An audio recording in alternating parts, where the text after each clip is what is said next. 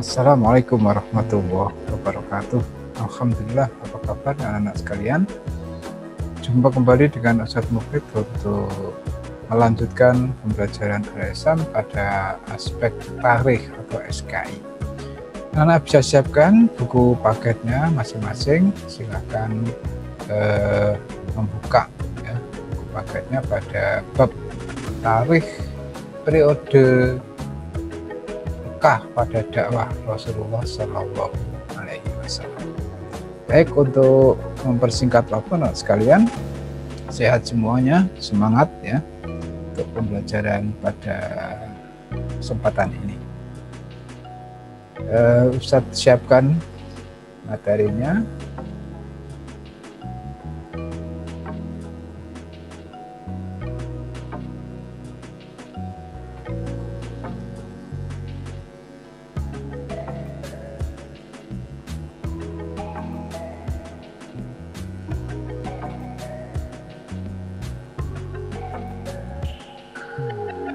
Baik anak sekalian, silahkan untuk menyimak dengan baik ya.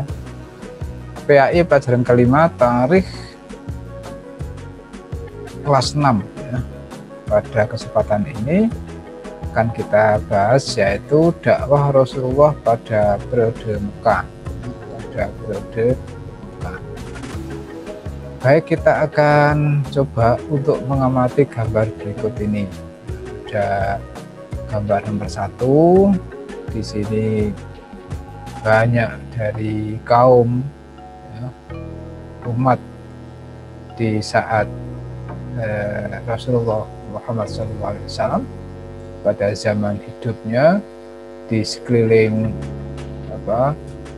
lingkungan Rasulullah SAW, banyak kaumnya itu menyembah patung atau menyembah berhala.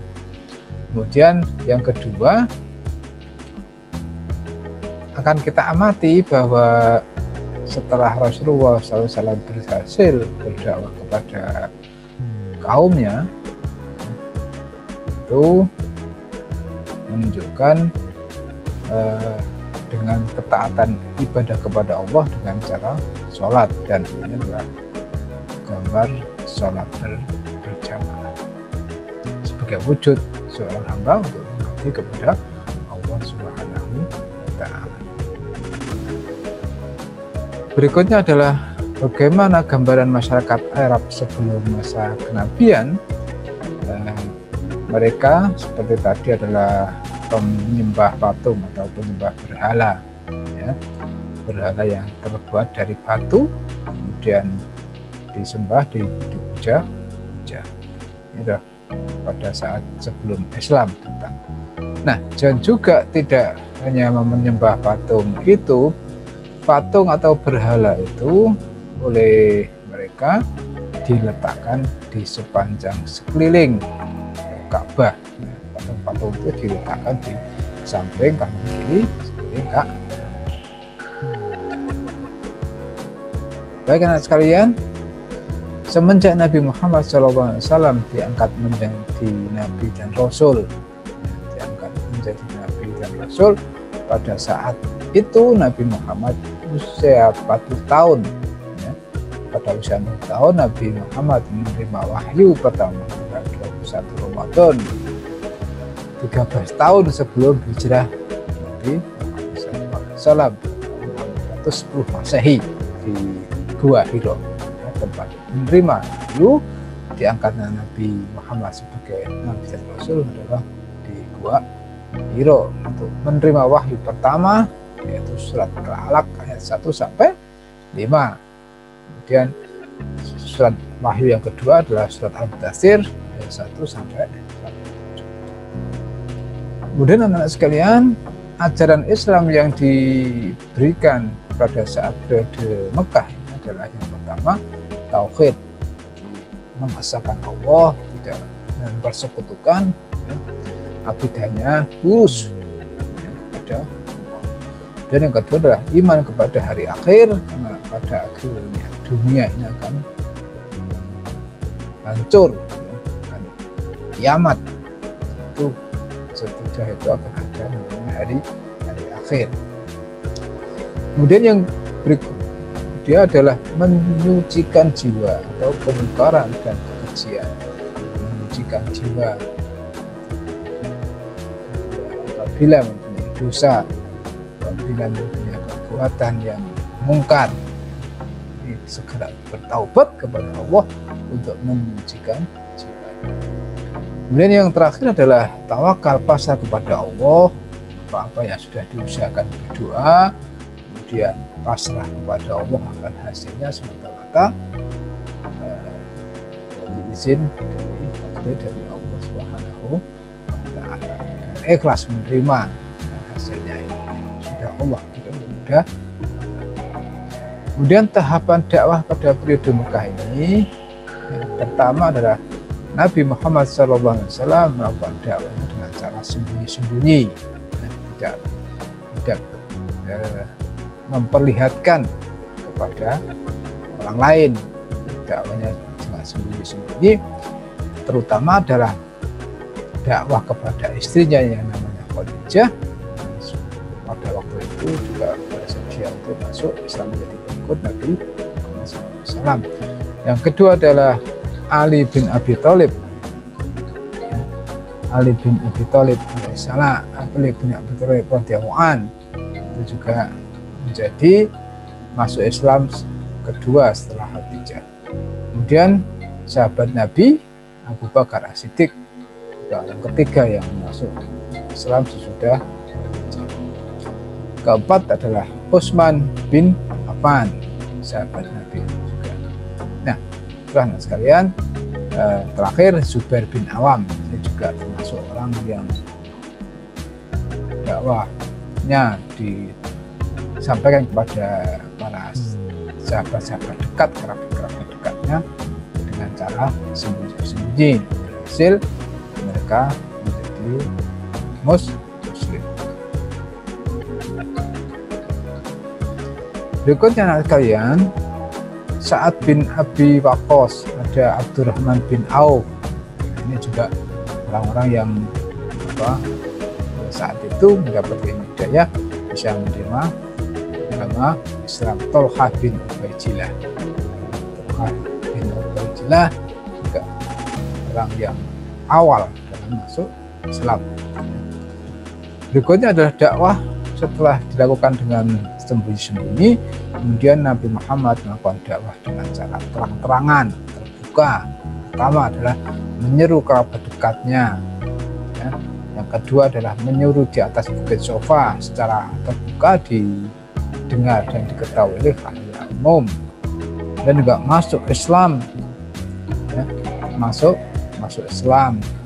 Mereka adalah satu, Hamzah Abdul Muthalib, dan Umar bin Khattab, Suwaid bin Samit, dan Iyas bin Az, Abu Zar Al-Ghifari, Wafail bin Amar, dan Jimat Al-Asdi. Hasil daripada dakwah dengan cara terang-terangan. Reaksi kaum kafir Quraisy melihat dakwah Rasulullah SAW berjalan pada waktu itu, mereka tidak terima, apalagi budak yang menjadi pengikut Nabi juga menjadi target dalam penyiksaan, ya, seperti Bilal bin Rabah.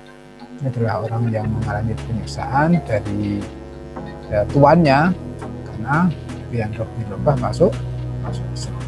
Kemudian juga mereka menjelek-jelekan ajaran Islam, ya, menjelek-jelekan ajaran Islam. Yang ketiga adalah menawarkan pendapat dalam beragama berganti, ya, saling bergantian dalam beribadah. Hari ini masuk agama Islam, kemudian mereka mengajak orang yang beragama Islam itu masuk pada ajaran agama mereka. Ini menawarkan namanya perdamaian dalam beragama. Merupakan reaksi kaum Quraisy terhadap dakwah Rasulullah SAW. Nah, oleh karena itu, teman-teman sekalian, dengan sulitnya dalam Nabi Muhammad SAW menjalankan risalah dakwahnya ini, kemudian Nabi Muhammad SAW melaksanakan hijrah pertama ke Habsyi, ya, supaya mendapatkan perlindungan, karena diketahui Raja Habsyah itu yang di Habsyi itu orangnya adalah adil. Hijrah pertama ke Habsyah ini dipimpin langsung oleh Utsman bin Affan, kemudian 12 orang laki-laki, yang terdiri dari 12 orang laki-laki, kemudian diikuti oleh juga 4 orang perempuan, ya. Dilanjutkan dengan hijrah kedua ke Habsyah, ini lebih besar jumlahnya, yaitu ada 83 orang lagi, kemudian diikuti perempuan 18 orang ini. Nah, itulah anak sekalian perjalanan Nabi dalam berdakwah ternyata juga memberikan dampak akibat yang berat bagi orang Muslim. Mereka melakukan pemboikotan dengan orang kafir Quraisy itu kepada orang Islam. Yang pertama adalah pemboikotan kepada Bani Al-Muthalib dan Bani Hashim, dengan cara bagaimana pemboikotannya itu dilarang untuk menjalankan pernikahan, ya. Jadi tidak boleh mereka mengadakan pernikahan, ya, menjalin pernikahan dengan Bani Muthalib maupun Bani Hashim. Yang kedua, ditiadakannya interaksi jual beli dengan mereka, tidak boleh melakukan transaksi jual beli dengan Bani Muthalib dan Bani Hashim. Yang ketiga, tidak diperkenankan untuk berteman, berbicara dan berkumpul kepada orang Muslim. Ini selama berjalan 3 tahun pemboikotan. Jika diboikot bisa menjalankan kehidupan yang layak, yang normal, ya. Karena mereka orang-orang kafir itu memberikan pemboikotan yang sulit. Nah, akhir daripada pemboikotan ini, tahun ke-10 kenabian, Abu Thalib kemudian wafat, ya, karena usia dan sudah sakit-sakitan, ya, sudah dan wafat, disusul dengan Khadijah wafat juga pada usia 65 tahun. Pada tahun itulah Nabi Muhammad mengalami kesedihan yang mendalam, dicintainya telah meninggalkan, ya, dikenal dengan tahun Amul Husni, tahun kesedihan. Nih. Nah, di akhir daripada musibah yang datang dan lanjut dari pemboikotan, kemudian orang-orang dekat Nabi itu wafat, Nabi diperintahkan untuk hijrah ke Madinah karena tidak dimungkinkan dakwah di Mekah berjalan lancar, dan bahkan mengancam jiwa Nabi Muhammad.